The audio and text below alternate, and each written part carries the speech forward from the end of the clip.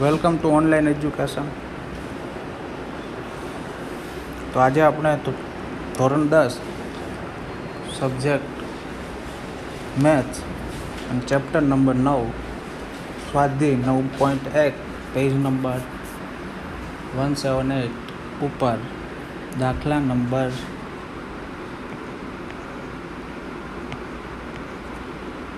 12 આપણે ગણવાની શરૂઆત કરશું. તો પહેલાં એની રકમ સમજીએ આપણે.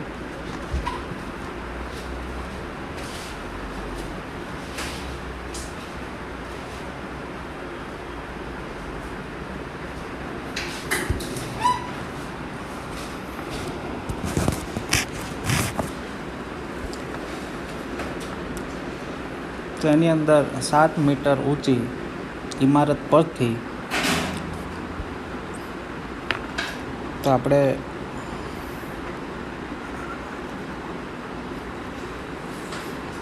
એક ઇમારત દોરી લઈએ.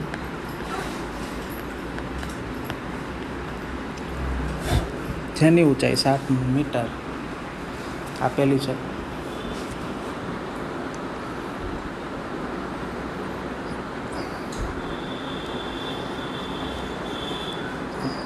તો 7 મીટર ઊંચી ઇમારત છે એના ઉપરથી એક કેબલ ટાવરની ટોચનો ઉત્સેક કોણ.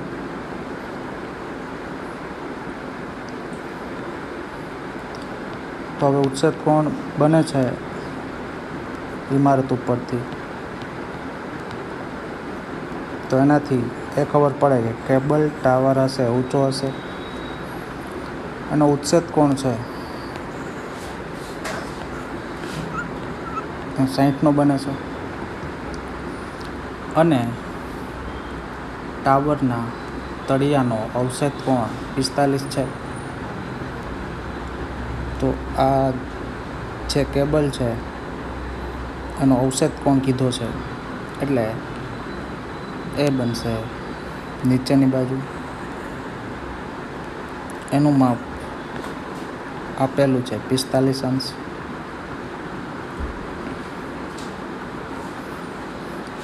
તો આપણે ટાવરની ઊંચાઈ શોધવાની છે. તો નામ નિર્દેશન કરી લઈએ A, B, C, D અને E. તો જોઈએ તો જે D છે એ ઇમારત છે એટલે આપણે લખશું ઇમારતની ઊંચાઈ એ તમને આપેલી જ છે 7 મીટર.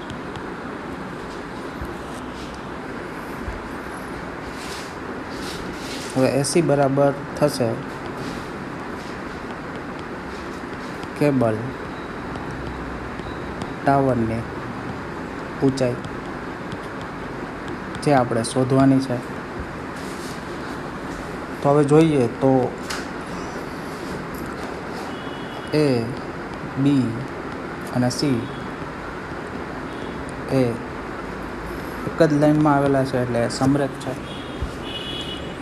તો સમરેખ હોય તો AB પ્લસ BC કરીએ તો આપણને AC મળે.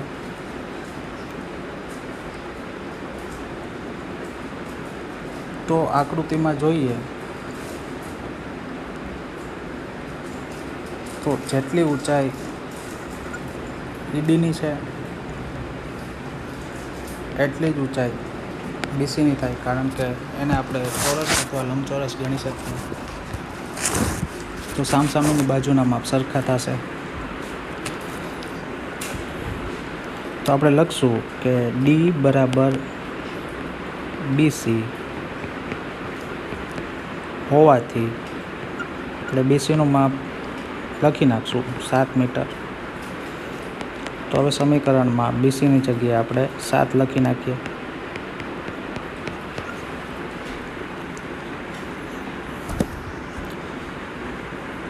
તો હવે આપણે અહીંયા જે AB છે એનું માપ ધારી લઈએ. તો આપણે લખીએ કે ધારો કે AB બરાબર एक्स मीटर होय तो ए बी बराबर एक्स मूकीए अहींया तो આપણને એક સમીકરણ મળશે કે એસી બરાબર શું થશે एक्स प्लस 7 मीटर। ખૂણા લખી લઈએ તો જે ખૂણો એ ઈ અને બી બને છે એ 60 અંશનો બને છે અને ખૂણો બી ઈ અને સી જે બને છે 45 અંશનો ખૂણો બને છે। તો આપણી પાસે બે ત્રિકોણ છે, બંને ત્રિકોણમાં tan વ્યાખ્યાયિત કરી દઈએ। તો જે ઉપરનો ત્રિકોણ છે એમાં વ્યાખ્યાયિત કરશું તો ત્રિકોણ એ બી ઈમાં tan 60 વ્યાખ્યાયિત કરતા તો આપણે tan 60 વ્યાખ્યાયિત કરીએ તો સૂત્ર આવશે સામેની બાજુ છેદમાં પાછળની બાજુ। તો આપણે હવે લખી શકીએ કે tan 60 બરાબર સામેની બાજુ થશે એ બી અને પાસેની બાજુ થશે બી। તો અહીંયા tan 60ની કિંમત કોષ્ટક ઉપરથી મેળવીએ તો આપણને મળશે √3। એ બીનું માપ આપણે ધારેલું છે એક્સ મીટર છેદમાં બી। તો જો બી ને કરતાં બનાવો તો √3 છે છેદમાં આવી જશે તો હવે આગળ થશે નહીં। તો આપણું સમીકરણ નંબર 1। હવે નીચેનો ત્રિકોણ લઈ લઈએ તો ત્રિકોણ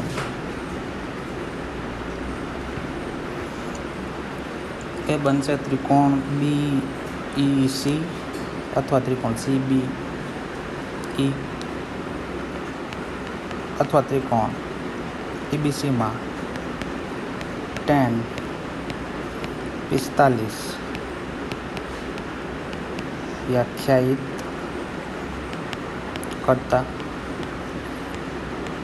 તો આપણે tan 45 વ્યાખ્યાયિત કરીએ તો સામેની બાજુ થશે બીસી એટલે કે આ અને પાછળની બાજુ થશે બી। તો tan 45નું મૂલ્ય મળશે આપણને એક કોષ્ટક ઉપરથી મેળવીએ તો જે બીસી છે એનું માપ આપણી પાસે નથી અને છેદમાં આવશે બી એ માપ પણ આપણી પાસે નથી। તો જો બીને કરતાં બનાવો તો આપણને એક રિઝલ્ટ મળશે કે બી બરાબર બીસી મળશે। તો હવે બી બરાબર બીસી થાય તો બીસીનું માપ આપણી પાસે છે આગળ મેળવેલ છે। બીસીનું માપ અહીંયા જ લખેલું છે 7 મીટર।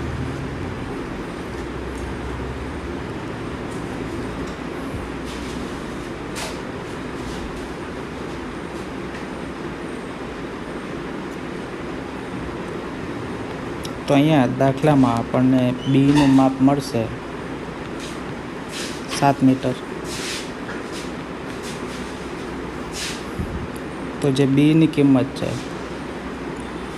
એ કિંમત સમીકરણ 1માં મૂકી દઈએ તો અહીંયા જે બી છે એની જગ્યાએ આવી જશે 7 एक्स एना छेद में आवशे √3 तो √3 जे छेद में है ए जता रहेशे अंश में तो एक्स बराबर जवाब आवशे 7√3 मीटर। तो हवे एक्स नो जवाब मळी जाए तो आपने टावर ने ऊंचाई पण मळी जशे। तो टावर ने ऊंचाई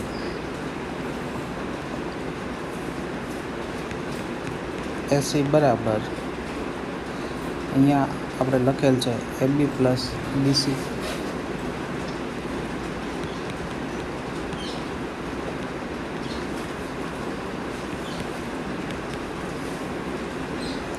તો એબીનું માપ આપણે x ધારેલું છે,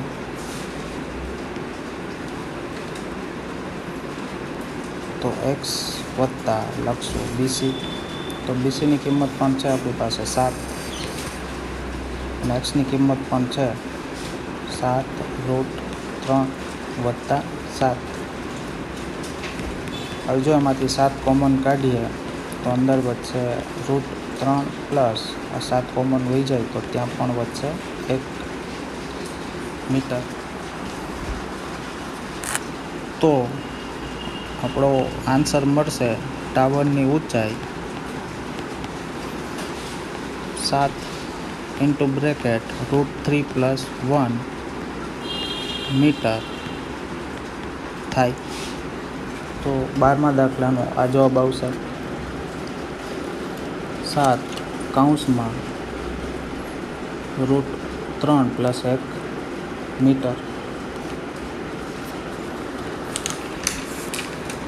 તો હવે એના પછીનો દાખલો જોઈએ.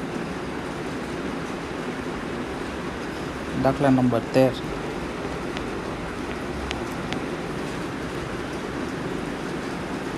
તો એમાં દરિયાની સપાટીથી જો આપણે આ દરિયાની સપાટી ધ્યાનમાં લઈ લઈએ તો ત્યાંથી 75 મીટર ઊંચી, તો આ ધારી લઈએ તો દીવાદાંડી છે અને એની ઊંચાઈ આપેલી છે 75 મીટર. તો ત્યાંથી અહીંથી અવલોકન કરીએ તો દરિયામાં રહેલા બે વહાણના અવક્ષેપ કોણના માપ માલુમ પડે છે. તો આ દરિયો છે, આપણે બે વહાણ લઈ લઈએ દરિયાની અંદર. તો અવક્ષેપ કોણના માપ આપેલા છે આપણને.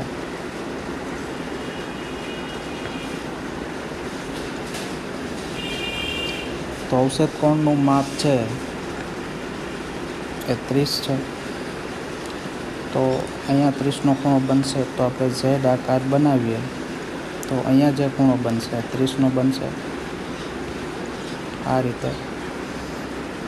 અને જે આખો ખૂણો છે એ બનશે 45નો. તો અહીંયા ખૂણો બનશે 45નો યુગ્મ ખૂણો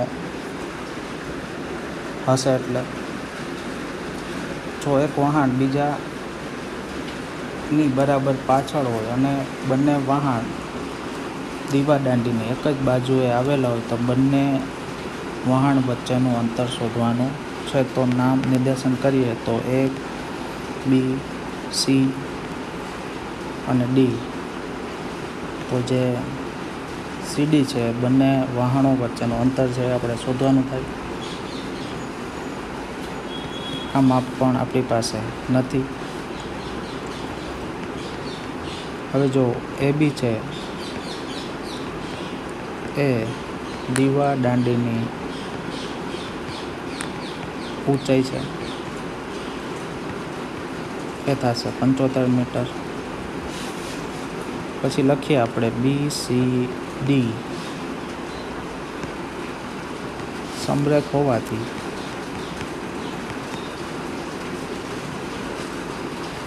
BC પ્લસ CD બરાબર BD.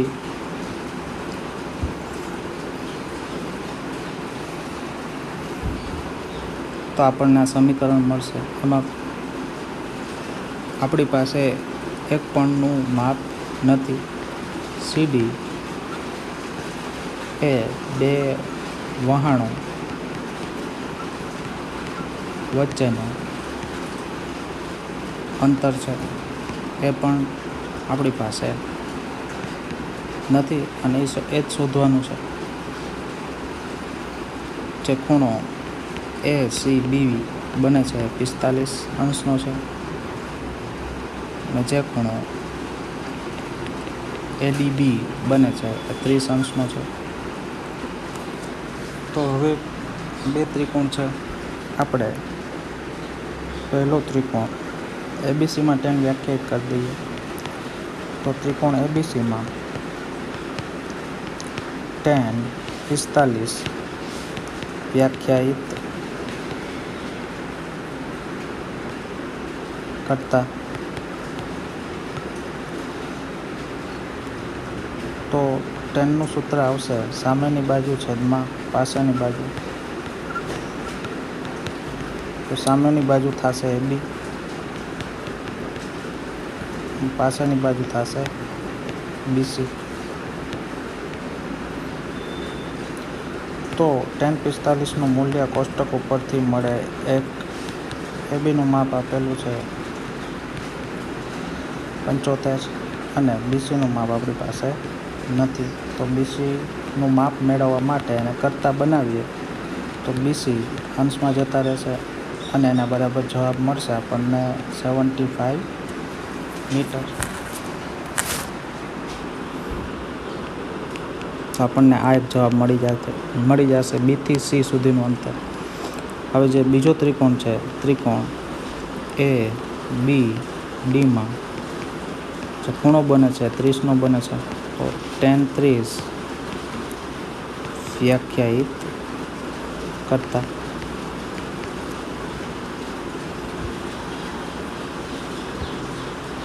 તો હવે જોઈએ તો tan 30 બરાબર સામેની બાજુ આની પણ AB જ થશે છેદમાં પાછળની બાજુ તો B થી લઈને C સુધી આખી બાજુ D સુધી. તો આપણે ત્યાં લખશું BD. tan 30ની કિંમત કોષ્ટક ઉપરથી મળશે 1/√3. તો આપણે મૂકી દઈશું.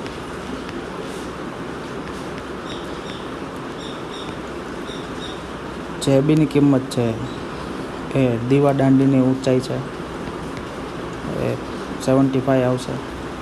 જે BD છે એના માટે આપણે એક સમીકરણ મેળવેલ છે BC + CD. તો આપણે એ મૂકી દઈશું. હવે જે BC + CD છે એને કરતા બનાવીએ તો √3 છે એ અહીં જતા રહેશે એટલે ત્યાં જવાબ મળશે 75√3. અહીંયા BCનું માપ છે આપણી પાસે 75. તો અહીંયા મૂકશું આપણે 75 + CD બરાબર 75√3. તો CDનું માપ મેળવવા માટે 75ને બરાબરની બીજી બાજુ જવા દઈએ તો પ્લસમાંથી થઈ જશે માઇનસ. હવે બંનેમાંથી જે સરખા છે એનો કોમન કાઢીએ તો કૌંસમાં વચ્ચે √3 - 1. તો જે CD છે બે વહાણો વચ્ચેનું અંતર છે એ મળી જશે. તો આપણે આપણો જવાબ લખશું બે વહાણો વચ્ચેનું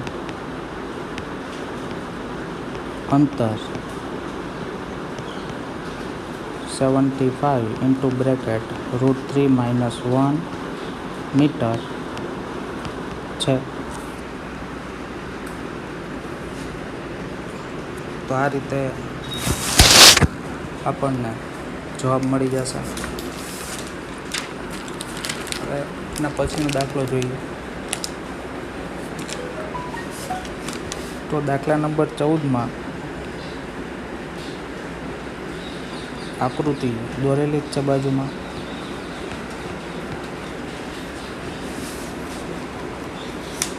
તેની અંદર 1.2 મીટર ઊંચાઈ વાળી એક છોકરીને જમીનથી 88.2 મીટર ઊંચાઈ પર, હવે આપણે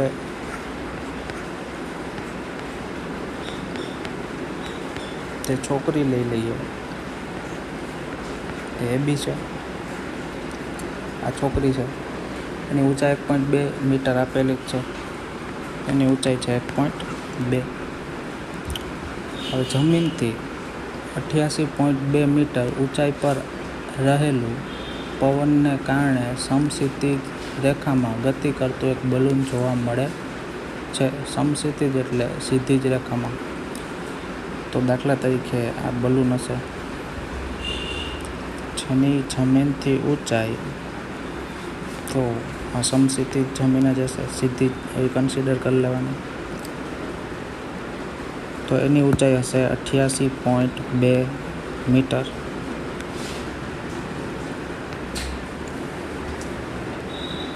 તો હવે એક સમયે છોકરીને તેના ઉચ્છેદ કોણનું માપ 60 મળે છે. તો છોકરી અહીંથી બલૂનને જોશે તો જે આ ખૂણો બનશે આ સમક્ષિતિજ રેખા નીકળશે અને દ્રષ્ટિ કિરણ નીકળશે. એની વચ્ચે જે ખૂણો બનશે એ બનશે ઉચ્છેદ કોણ. અને થોડા સમય બાદ બલૂનના ઉચ્છેદ કોણનું માપ, તો બલૂન એનાથી દૂર જશે તો એના ઉચ્છેદ કોણનું માપ આ જમીનથી અંતર જ આવશે બલૂનનું, એટલે એની ઊંચાઈ એ આવશે 88.2. તો હવે જોઈએ તો આપણે અહીંયા નામ આપી દઈએ CD, તો એ છોકરીની ઊંચાઈ જ થશે એટલે 1.2 મીટર જ થશે. અહીંયા નામ આપી દઈએ E, અહીંયા F, અહીંયા G, H, I, J.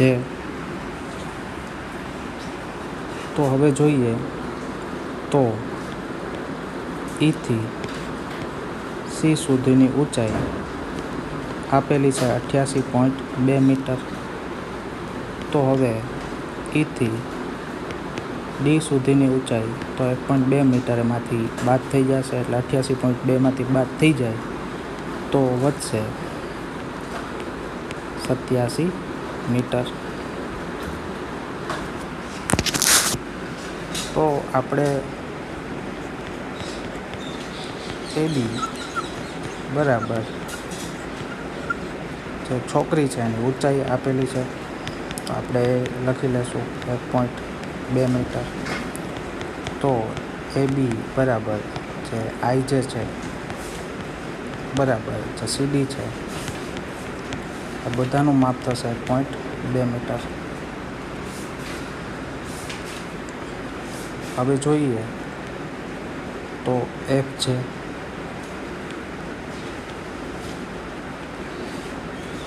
F થી લઈને J સુધી.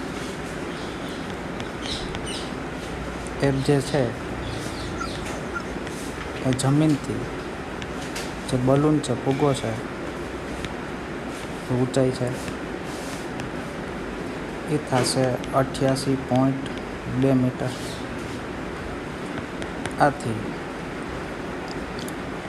જો આપણે FJનું માપ જોતું હોય તો આપણે કરશું FI પ્લસ IJ. તો FJનું માપ આપેલું છે 88.2.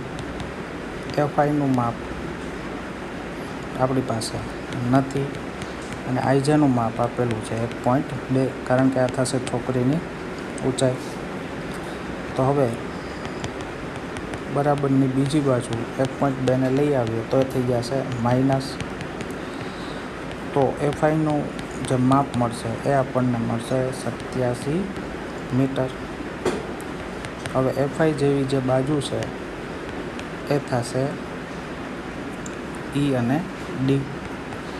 તો આપણે લખી શકીએ FI બરાબર ED બરાબર 87 મીટર. પછી જોઈએ તો ID અને JC એ બે સરખા જ થશે. અને અહીંયા જોઈએ કે AI અને BJ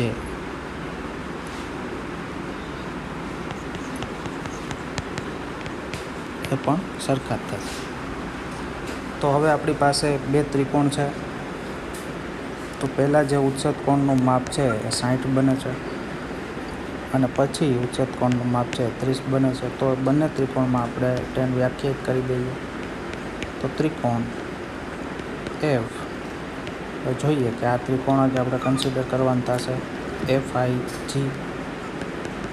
માં tan 60 વ્યાખ્યાયિત કરતા, તો tan 60 વ્યાખ્યાયિત કરીએ તો સામેની બાજુ થશે FI છેદમાં પાછળની બાજુ થશે. તો આ બિંદુ આપણે G ગણીએ તો GI લખશું, અથવા આપણે લખશું AI. સોરી, આપણે છોકરીની ઊંચાઈ AB લીધેલ છે એટલે ત્રિકોણ થશે AIF અથવા FIA. તો જ્યાં આપણે G કરેલ છે ત્યાં તો આપણે એ કરી નાખશું. તો અહીંયા આપણે AI જ લીધેલ છે બીજે.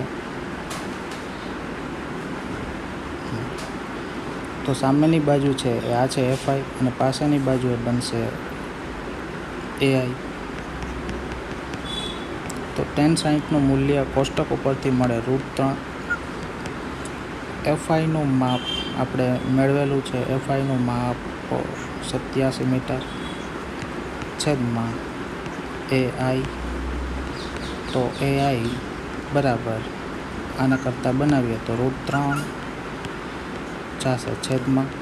તો AIનું માપ મળશે 87/√3 મીટર. હવે બીજો ત્રિકોણ લઈ લઈએ. તો અહીંયા 30નો ખૂણો બને છે. તો ત્રિકોણ AED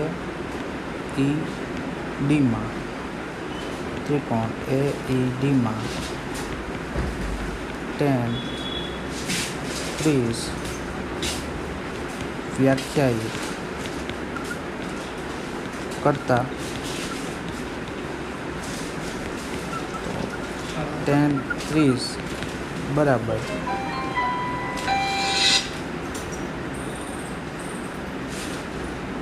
સામેની બાજુ થશે ED છેદમાં પાછળની બાજુ થશે AD.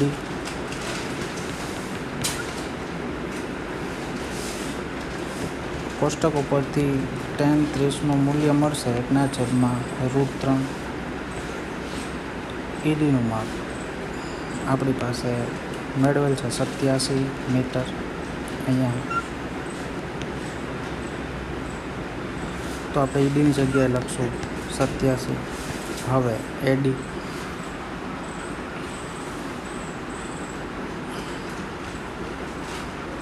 તો ADનું માપ મેળવવાનું છે. તો ADને કરતાં બનાવીએ તો √3 અંશમાં જતા રહેશે એટલે જવાબ મળશે આપણને 87√3 મીટર. તો હવે આપણે શોધવાનું છે બલૂને કેટલું અંતર કાપ્યું હશે. તો બલૂન જે F છે ત્યાંથી E સ્થાને પહોંચે છે એટલે આપણે ગણીએ તો I થી D સ્થાને પહોંચે છે. તો આપણે એ શોધવું પડશે. તો આપણે જોઈએ કે A, I અને D એ સમરેખ છે. તો AID એ લાઇનમાં જ છે. તો AI પ્લસ ID કરીએ તો આપણને મળશે AD. તો AIનું માપ આપણે આ બાજુનું માપ મેળવેલ છે અહીંયા જ AI બરાબર બીજે. AIનું માપ છે 87/√3. IDનું માપ આપણી પાસે નથી, એ જ મેળવવાનું થાય જે આપણો જવાબ હશે. અને ADનું માપ લાસ્ટમાં મેળવેલ છે 87√3. તો IDને કરતાં બનાવીએ તો જે 87√3 છે એ માઇનસ થઈ જશે. તો 87/√3 એ ની આગળ માઇનસ નિશાની આવી જશે. લસા લઈએ તો આઈડી બરાબર √3 આની સાથે ગુણાય તો એ થઈ જશે 3. તો 87 × 3 માઇનસ આ થશે 87 છેદમાં જવાબ આવશે √3. તો હવે 87 કોમન કાઢી લઈએ તો આઈડી બરાબર 87 બ્રેકેટમાં આવશે 3 અને અહીંથી 87 કોમન વહી જાય તો વધશે 1. એના છેદમાં જવાબ આવશે √3. તો 87 × 3માંથી 1 જશે તો 2 વધશે છેદમાં √3. આ √3ને કાઢવા માટે છેદ અને અંશને આપણે √3 વડે ગુણી નાખીએ તો અંશમાં આવશે 87 × 2 × √3 છેદમાં 2 √3 ભેગા થઈ જશે તો એ થઈ જશે 3. તો હવે ઉડાડીએ તો 3 હારે 87ના ભાગ જો હાલતા હશે તો આપણે હલાવી દઈશું. 3 દુ 6 આવશે, વધશે 2 અને 7 અને 9 તેરી 27. તો 29 × 2 કરીએ તો મળશે 58√3 મીટર જે જવાબ મળશે.